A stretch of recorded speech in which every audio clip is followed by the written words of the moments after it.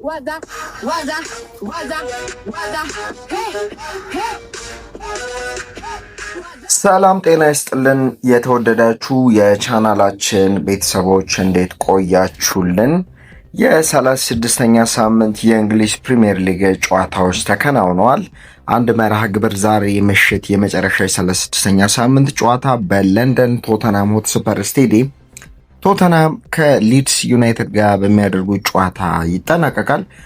9 ጨዋታዎች ተደርገዋል። የጨዋታ ውጤት ጥቆማዎችንና የታላላቅ ክለቦችን የጨዋታ ዳሰሳ ጨዋታው እንዴት ነበር የሚለውን ወደ እናንተ የምናደርስ ይሆናል። ለቻናላችን አዲስ የሆናችሁ ቻናላችንን ሰብስክራይብ በማድረግ ቤተሰብ ይሁኑ። ሀሳብ አስተያየታችሁን በኮመንት ሴክሽን ላይ አጋሩን። ወደ ታላላቅ ክለቦች ጨዋታም በደንብ ምንቃኝበት ወይም ወደ ታላላቅ ክለቦች የሊጉ ጨዋታዎችን በሰፊው የምናይበት ይሆናል። አብራችሁን ቆዩ። የሊጉ መሪ አርሰናል እጅግ አስጨናቂ በሆነ ጨዋታ ጣፋጭ እና ወሳኝ ድል አስመዝግቧል። ማንቸስተር ሲቲም በሜዳው ኢታድ ስቴዲየም ብሬንትፎርድን አሸንፏል። ማንቸስተር ዩናይትድ ከሰንደርላንድ ጋር አቻ ተለያይተዋል። ሊቨርፑልና ቸልሲም በተመሳሳይ ባቻ ውጤት ጨዋታቸውን ጨርሰዋል። በቅድሚያ የምንዳስሰው ጨዋታ የሊጉ መሪ አርሰናልን ነው።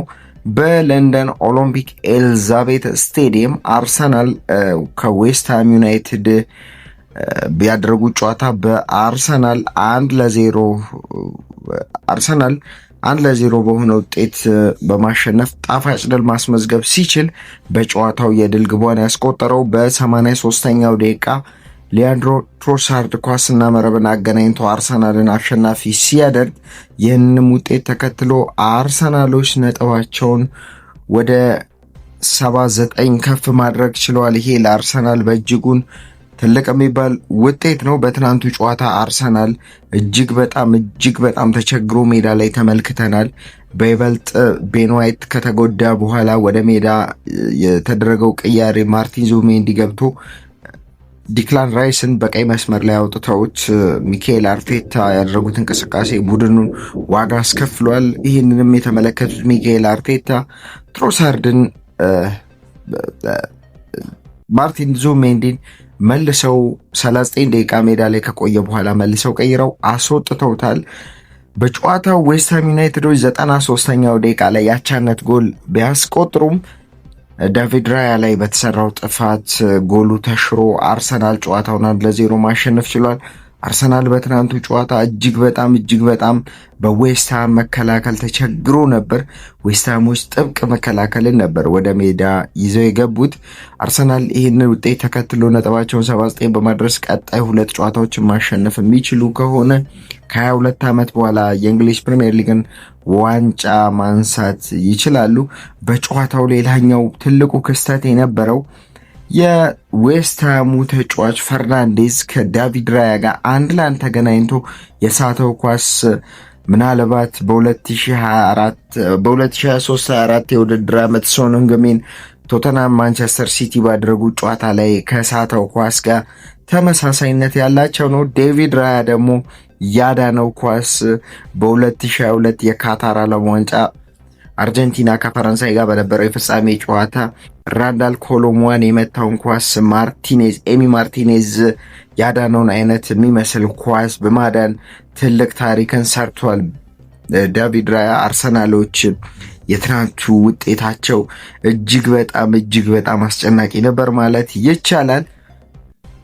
ሌላኛው ጨዋታ በሳምንቱ ታላቅ ጨዋታ ተብሎ የተጠበቀው ያው የክለቦቹ ስም ነው ትልቅ የሆነው እንጂ ጨዋታው ብዙ መንበዛም አስፈላጊ የሚባል አይነት አይደለም። ምክንያቱም ሁለቱም ክለቦች በዋንጫ ፉክክር ውስጥ ያሉበትም በቀጣይ ውድድር አውሮፓ ቻምፒየንስ ሊግ ላይ በቀጣይ ውድድር ዓመት ለመሳተፍ ይህ ነጥብ ምናልባት ያስፈልጋቸው ይሆናል። ሊቨርፑልና ቼልሲን ያገናኘው ጨዋታ ባቻ ውጤት ተጠናቋል። በአንፊልድ ሮድ ስቴዲየም ሊቨርፑል ከቸልሲ ያገናኘው ጨዋታ 1-1 ባቻ ውጤት ሲጠናቀቅ በጨዋታው ቀዳሚዋን ግብ ማግኘት የቻሉት ባለሜዳዎቹ ሊቨርፑሎች በስድስተኛው ደቂቃ ላይ ሪያን ግራቨንበርክ ባስቆጠራት ድንቅ ጎል መሪ ቢያደርጋቸው በ35ኛው ደቂቃ ኢንዞ ፈርናንዴስ ቼልሲን ኳስና መረብን አገናኝቶ ወደ አቻነት አምጥቷቸው ጨዋታውም በዚህ ውጤት ተናቆ ቼልሲዎች 1 ነጥብ እንዲያገኙ አስችሏቸዋል።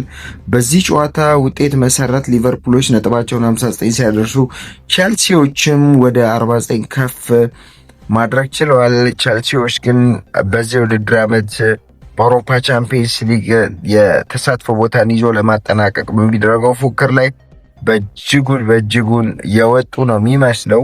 ምክንያቱም ስድስተኛ ደረጃ ላይ እንኳን ከሚገኘው ቦርንማውዝ ጋር የ6 ነጥብ ልዩነት ነው ያላቸው። ቦርንማውዝ በቀጣይ አንድ ጨዋታ 1 ነጥብ ማሳካት የሚችል ከሆነ ቼልሲ ስድስተኛ ደረጃን እንኳን ይዞ ማጠናቀቅ አይችልም። ይሄ ለቼልሲዎች በእጅጉ ለደጋፊዎቹ የሚያስቆጭ ውጤት ነው።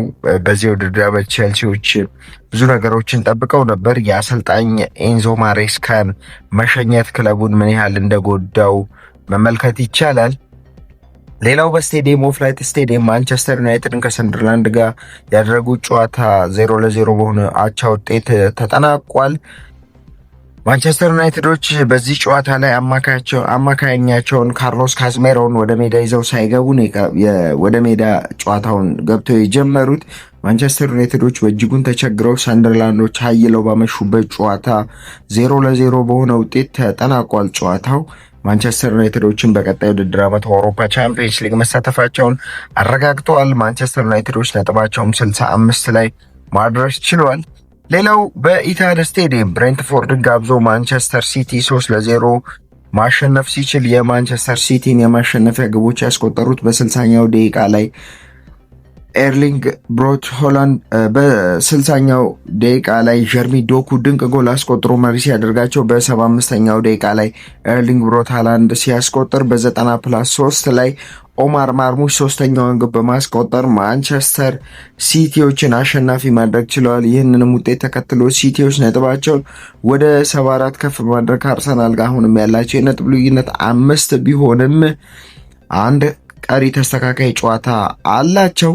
በሌሎች የሊጉ ጨዋታዎች ብራይተን ሆቭ ኤንድ አልቢዮን በሜዳው በአሜክስ ስቴዲየም ወልቭስን 3-0 አሸንፏል። ፉልሃም በሜዳው በክራቫን ኮቴጅ በቦርንማውዝ 1-0 ተረቷል።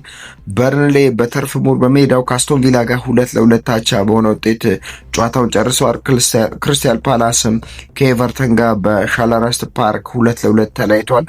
ኖቲንግሃም ፎረስት ከኒውካስትል ጋር 1-1 ተለያይቷል። በሲቲ ግራውንድ የተደረገው ጨዋታ በዚህ ሳምንት 3 ጨዋታዎች በአቻ ውጤት ተጠናቀዋል። ይህ ሳምንት በርካታ ብዙ ድራማዎችን የተመለከትንበት ሳምንት ሆኗል። የ36ኛ ሳምንት የመጨረሻ ጨዋታ በዕለተ ሰኞ ምሽት 4 ሰዓት በቶተንሃም ሆትስፐር ስቴዲየም ቶተንሃም ከሊድስ ዩናይትድ ጋር የሚያደርጉት ጨዋታ ይጠበቃል። ቶተንሃሞች በፕሪሚየር ሊጉ ለመቆየት ይህን ጨዋታ ማሸነፍ ግድ ይላቸዋል። አሁን ከዌስትሃም ጋር ያላቸው የነጥብ ልዩነት 1 ቢሆንም 17ኛ ደረጃ ላይ ነው የሚገኙት። ዛሬ ይህን ጨዋታ ማሸነፍ የሚችሉ ከሆነ 40 ነጥብ ላይ መቀመጥ ይችላሉ። የሊጉን የደረጃ ሰንጠረዥ ስንመለከት አርሰናል 79 ነጥብን ይዞ አንደኛ ደረጃ ላይ ሲቀመጥ፣ ማንቸስተር ሲቲ አንድ ቀሪ ጨዋታ እያለው በ74 ነጥብ ሁለተኛ ነው። ማንቸስተር ዩናይትድ በ65 ነጥብ ሶስተኛ ደረጃ ሲቀመጥ፣ ሊቨርፑል 59 ነጥብ አለው አራተኛ ደረጃ፣ አስቶን ቪላም 59 ነጥብ ይዞ አምስተኛ፣ በርንማውዝ በ55 ነጥብ ስድስተኛ፣ ብራይተን በ53 ነጥብ ሰባተኛ፣ ብሬንትፎርድ በ51 ነጥብ ስምንተኛ፣ ቼልሲ በ49 ነጥብ ዘጠነኛ ደረጃ ላይ ተቀምጧል። በወራጅ ቀጠናው ላይ ቶተንሃም ሆትስፐር 17ኛ ደረጃ ላይ ተቀምጧል 37 ነጥቦችን ይዞ። ዌስትሃም ዩናይትድ 18ኛ ደረጃ ላይ ተቀምጧል 36 ነጥቦችን በመያዝ። በርንሌ እና ወልቨርሃምፕተን ወንደረርስ መውረዳቸውን አረጋግጠዋል። በርንሌ በ19ኛ ደረጃ ላይ ሲቀመጥ 20 ነጥቦችን ነው መሰብሰብ የቻለው።